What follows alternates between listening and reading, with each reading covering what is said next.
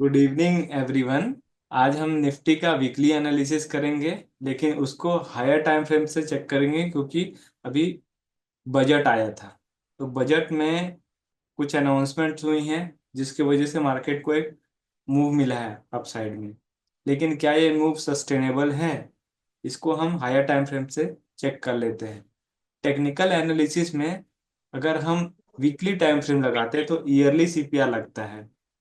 अभी yearly CPR में CPR के नीचे चल रहा है प्राइस, लेकिन अभी जो कैंडल का फॉर्मेशन है पिछले 2 हफ्तों का, यानी कि 2 कैंडल्स, ये बुलिश इंगल्फिंग पैटर्न बनाया हुआ है।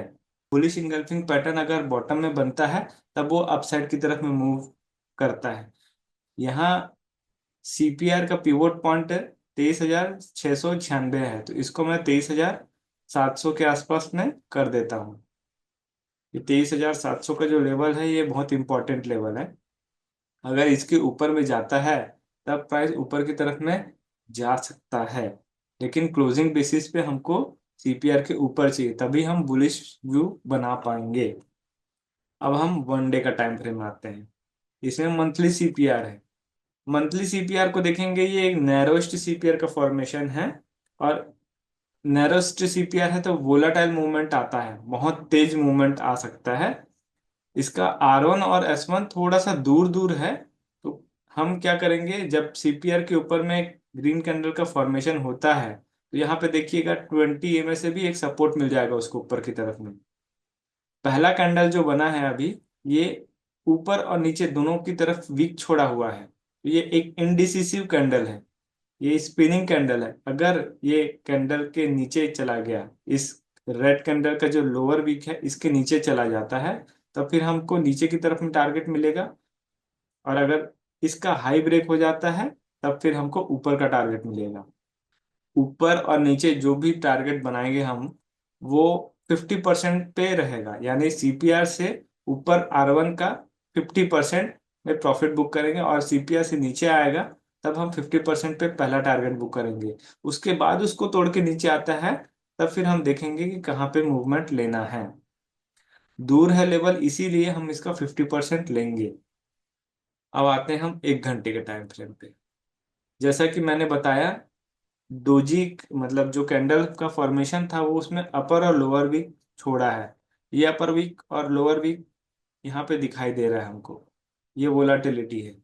अभी प्राइस असेंडिंग सीपीआर पे है।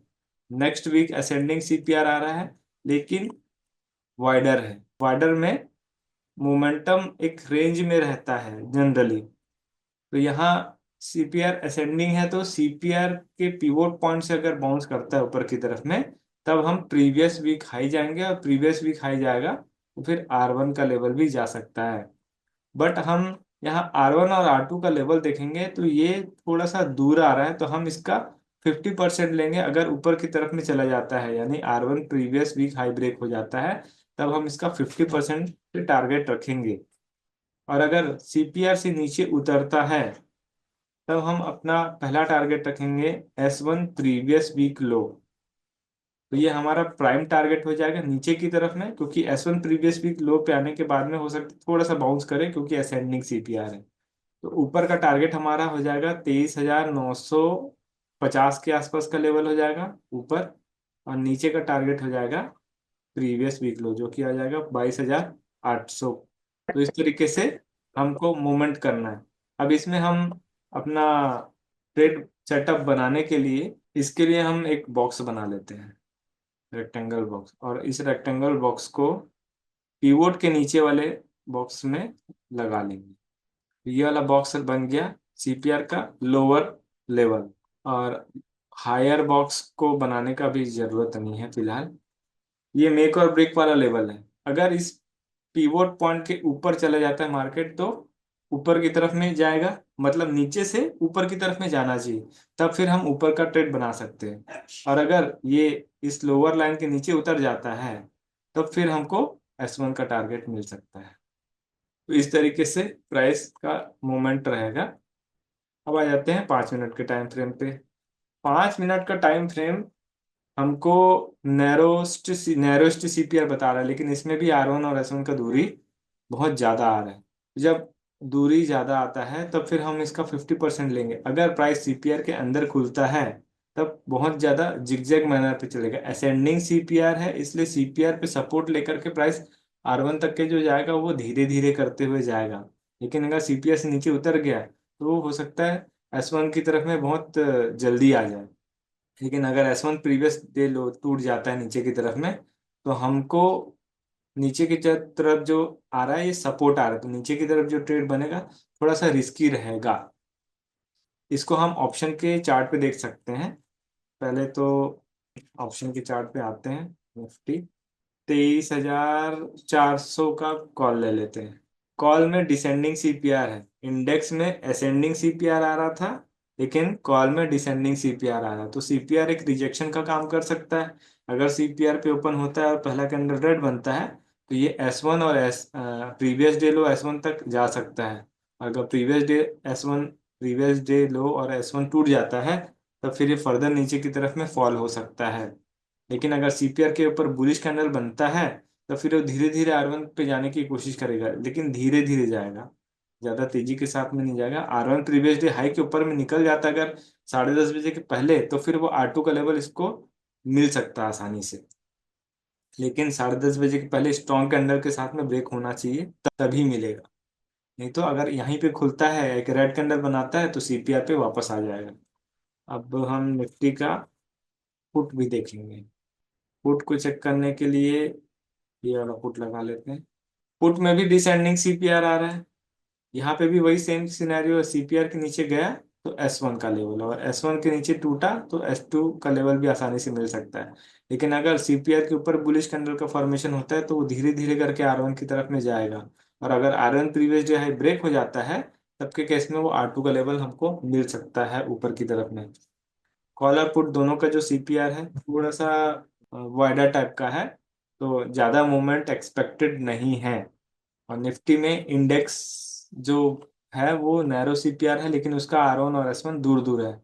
जब भी इसका लेवल दूर दूर रहता है 50-50% पे हम प्रॉफिट बुक करते हैं। सीपीआर से ऊपर जाएगा तो 50% प्रॉफिट बुक करेंगे, सीपीआर से नीचे आएगा 50% प्रॉफिट बुक करेंगे। यहीं पे खुलता है तब के केस में।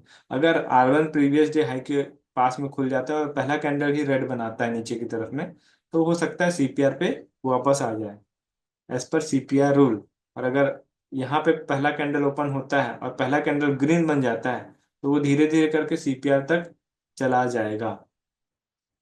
लेकिन अगर R1 प्रीवियस डे हाई के ऊपर में एक ग्रीन कैंडल का फॉर्मेशन होता है और खुल जाता है यहीं पे, तो ग्रीन कैंडल का जो हाई है उसके ऊपर में जाने दीजिएगा, तब फिर R2 का ट्रेड ले सकते हैं हम। और अगर S1 प्रीवियस डे लो के नीचे रेड कैंडल बना देता है तो ये कंसोलिडेट होकर के नीचे की तरफ में आएगा, हो सकता है यहाँ से बाउंस करने की कोशिश करे। ये वाला जगह थोड़ा सा रिस्की रहेगा। तो इस तरीके से निफ्टी का एनालिसिस है। निफ्टी में कॉल और पुट दोनों डिसेंडिंग सीपीआर आ रहा है, इसलिए अगर दोनों सीपीआर से नीचे खुलता है तो दोनों में डीके होगा। कोई एक अगर सीपीआर के ऊपर खुल रहा है और दूसरा सीपीआर के नीचे खुल रहा है, तो जो सेलिंग वाला साइड है ना उसको सेल करने की कोशिश कीजिएगा, क्योंकि जो सीपीआर के ऊपर में जाएगा उसमें थोड़ा सा धीरे धीरे जाएगा, क्योंकि हमारा जो इंडेक्स है वो भी ना उसमें सीपीआर का R1 और S1 का दूरी ज्यादा आ रहा है। तो एज अ सेलर बन के आप मार्केट में इंटर करेंगे तो ज्यादा बेटर है। जब R1 previous day high break हो जाता है दोनों में से किसी एक में, कॉल और पुट में, तो उसमें R2 जाने की क्षमता रहेगी। हाँ, स्प्रेड का बताना है आप लोग को, स्प्रेड बता देते हैं। इंस्टा ऑप्शन में जाएंगे, ऑप्शन डेटा में हम निफ्टी में जाते हैं और यहाँ वाई स्टेटिस्टिक्स में जाएंगे। तो ये वाला अभी ओपन इंटरेस्ट जो है वो 23,500 के आसपास चल रहा है। तो 23,500 के आसपास चल रहा है, लेकिन ओवरऑल सिनारियो में क्या दिख रहा है, कॉल ओपन इंटरेस्ट ज्यादा है और पुट ओपन इंटरेस्ट कम है। यानी कि हो सकता है प्राइस ऊपर खुल करके डाउन जाए, यानी कि अभी सेलर्स एक्टिवेटेड हैं। वाई चेंज में भी देखेंगे तो सेलर्स ही एक्टिवेटेड हैं, तो मार्केट को अभी भी नीचे गिराने के लिए हैं। और मार्केट ऊपर कब जाएगा, 23,700 का लेवल ब्रेक हो जाता है ऊपर की तरफ में, तब मार्केट बाउंस हो सकता है ऊपर की तरफ में। 23,500 का लेवल पे अभी कॉल और पुट ओपन इंटरेस्ट है ठीक ठाक लेवल पे।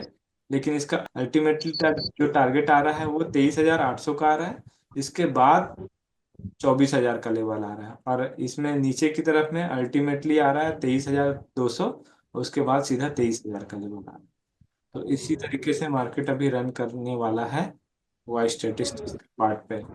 वाई चेंज में रेजिस्टेंस बहुत मिल रहा है, सपोर्ट इस जगह पे मिल रहा है, 23,200 पे सपोर्ट मिल रहा है मेजर। उसके बाद सीधा 23,000 आ रहा है। और रेजिस्टेंस की बात करेंगे तो यहाँ पे 23,600, 23,700, 23,800 में सबसे ज्यादा, और उसके बाद सीधा 24,000। तो ये राइजिंग पैटर्न पे है। अगर इसमें स्ट्रैटेजी में जाएंगे, ये डिफॉल्ट स्ट्रैटेजी में जाना पड़ेगा नीचे। ये डिफॉल्ट स्ट्रेटजीज में आप जाएंगे तो यहाँ बुलिश है, बियरिश है, न्यूट्रल है। तो इंट्राडे के लिए तो प्राइस की ओपनिंग बहुत मैटर करती है। अपन अगर सीपीआर के ऊपर हो रहा है एक बुलिश कैंडल के साथ में, देखिए ये वाला जो लेवल है ना 23,477, यानी 23,500 के आसपास का, यहाँ का डेटा क्या बोल रहा है, 23,500 के आसपास कॉल एंड पुट राइटर जो है ना थोड़े से मार्केट को खींचेंगे अपनी तरफ में। तो यहाँ पे दोनों अगर बराबर हो जाते मार्केट खुलते ही, तो हो सकता है इस जगह पे बहुत देर बिताए स्टार्टिंग टाइम पे। ओके, तो आपको सेलर बनना है, बायर नहीं बनना है। सेलर का पर्सपेक्टिव क्या है, अगर सीपीआर के ऊपर में जाता है तो फिर धीरे धीरे R1 प्रीवियस डे हाई पे जाने की कोशिश करेगा। लेकिन कॉल में देखें हमने डिसेंडिंग सीपीआर है। अगर कॉल में सीपीआर के नीचे ही रहता है, ओपन होता है, तब के केस में वो सेल होगा। तो सेल होने के कारण इसमें ज्यादा कुछ नहीं मिलेगा। लेकिन अगर सीपीआर के नीचे खुलता है तो फिर बढ़िया है। सीपीआर के नीचे खुलेगा तो फिर ये वाला टारगेट हमको मिलेगा, क्योंकि 1 घंटे के टाइम फ्रेम में अभी देखेंगे हम, ना तो ये सीपीआर पे आया है, ना तो ये सीपीआर पे है, ना ही ये प्रीवियस वीक हाई पे है। ये बीचों बीच है। पहले तो ये या तो इस जगह पे जाने की कोशिश करेगा या यहाँ पे जाने की कोशिश करेगा। हमारे पास ऊपर का भी टारगेट आ रहा है, नीचे का भी टारगेट आ रहा है।